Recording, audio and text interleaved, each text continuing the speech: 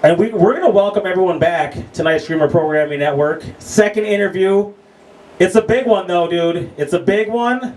I'm not going to say it from a big guy because there's going to be no fat jokes here today. Not even one. But let's put your hands together for the Wildman, Chad Borgen, dude. Ow! Ow! That's what I'm talking about, brother. Put her there. Welcome to my basement, dude. By the way, nice, very nice. You hear this riff? I've heard this a couple times. This is by a guy named Ted Nugent. Are you familiar with his work? A couple songs. Okay. Yeah. He's got a drummer he just kicked in right there. I'll teach you about it later. We'll talk about it. Oh, that's fun. That's fun. What's going on, brother?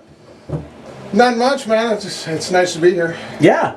And I want to say thank you for, remember when I ran into you at Walmart and I was like, dude, want you to come to my basement, and you said hell to the no, but then I gave you that candy. It was delicious chocolate. And what did you say? I'll be there. I'll be there. It's exciting. Actually, I really enjoy your 70s porno set here. It's kind of nice. I didn't change any. The only thing I did was I threw the flag up, and that was because there were a couple little, there was some stuff on the wall. I don't know what it was. I don't want to paint over it, but I'd never want to go through like with one of those blue lights. No, you can see it from space. Yeah. That's pretty much what it comes down to. So, hey, by the way, I just want to say, take a nice cold refreshing drink. Oh, you know. Look what I got going on right there. Oh, yeah, I like that too. It's by a band called OutLaw'd. You know what I'm talking about? I've heard of them too. You've heard of? I've heard of OutLaw'd. And OutLaw'd. For anyone who doesn't know, Chad Borgen is the lead guitarist and one of the singers. How many singers do you guys have in OutLaw'd? Four, and it's a 5-piece band. It's a 5-piece band. So I'm going to say 4 out of 5 singers in OutLaw'd prefer singing in OutLaw'd. That's right. Right? That's right. It makes sense. And I got a nice little koozie here. See? By the way, thank you for that, because I'll tell you what. You're welcome. I would have worn my OutLaw'd shirt, and I want to tell you a little story about the OutLaw'd shirt. One of your biggest fans, I'm gonna name drop right now, Eric Heckel. Eric Heckel bought me an OutLaw'd shirt, but then you know what he did? As soon as I put it on, he proceeded to call me fat. Now my question is, can we ban him from future shows, or what are the legal ramifications at this point? For name calling, absolutely nothing. I'd probably get some of the most horrendous names called at me. Well, I have to come up with something. Might be a little street justice. I don't want to say anything. Yeah, I would just take, if he continues, I would take him outside and maybe stomp a mud hole and walk it dry, Pretty much, I think I would do all that except Or you could take his hat. Don't. That's the one thing I won't do, though, because I'm afraid of, I think he would Hulk out on me and that would be it. You know what I mean? Nah, he's pretty innocent. Look, screw all this craziness. OutLaw'd, I call you guys a country band, but I've seen you many times. You play Nugent, you play Gin and Juice. Lush sings AC/DC. I'm telling you, you don't know what you're going to get when you go to an OutLaw'd show. Well, one of the things that you're going to get is you're going to get high energy, you're going to get a lot of fun. And, right. And you're going to get 5 of the hardest working people trying to bring the best show to the people. And let me ask you, I was going to ask this of the other band the other day. When OutLaw'd is getting ready for a show, is it like one of those things in the movies where everyone's in one dressing room, you're fighting for a mirror, fighting for the Aquanet, and then like a manager comes in and says, 2 minutes to showtime, or is it like Mark does all the work and you guys show in late like a bunch of lazy jerks? Well, actually, you bring up a good point here. We're all really lazy, and we make Mark do all the work.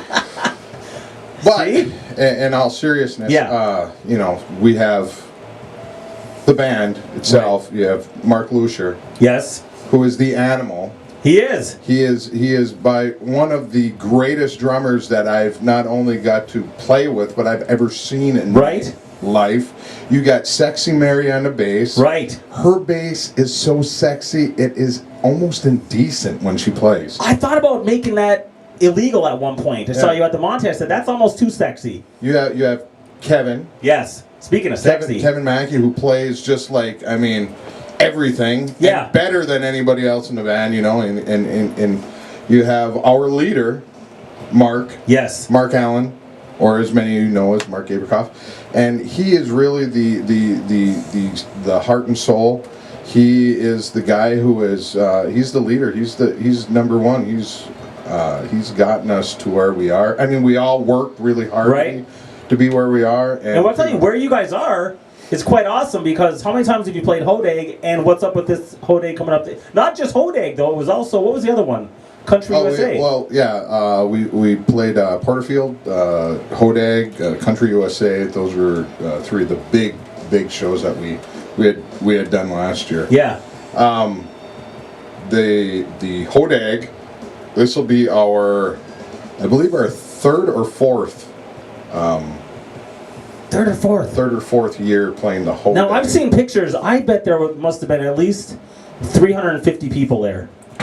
Was I? I think, yeah, well, maybe there more? might have been a couple more than... Well, it was either because I'm not good at math. It was either 350 people or 30,000. And I'm thinking, was I closer to the other? You might have been closer to the other. I couldn't believe the pictures. It was a sea, seriously, it was a sea of people. It was probably the biggest, craziest crowd that I've personally ever played in front of.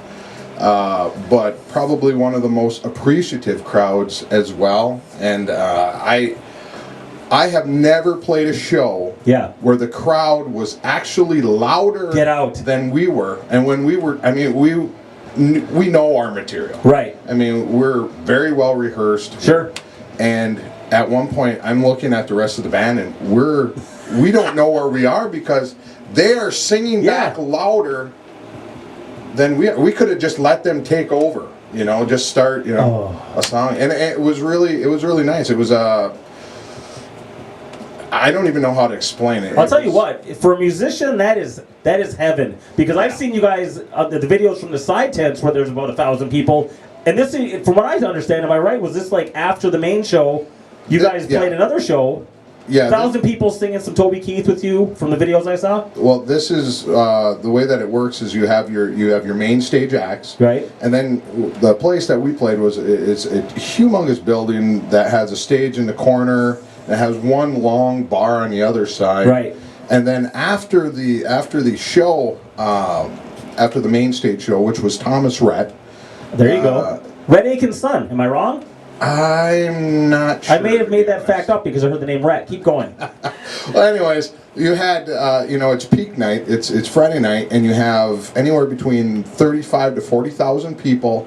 And when the main act, the main show was over, they all seemingly tried to squeeze into this building, and then we take over from there. Right. We're the entertainment for the rest of the night.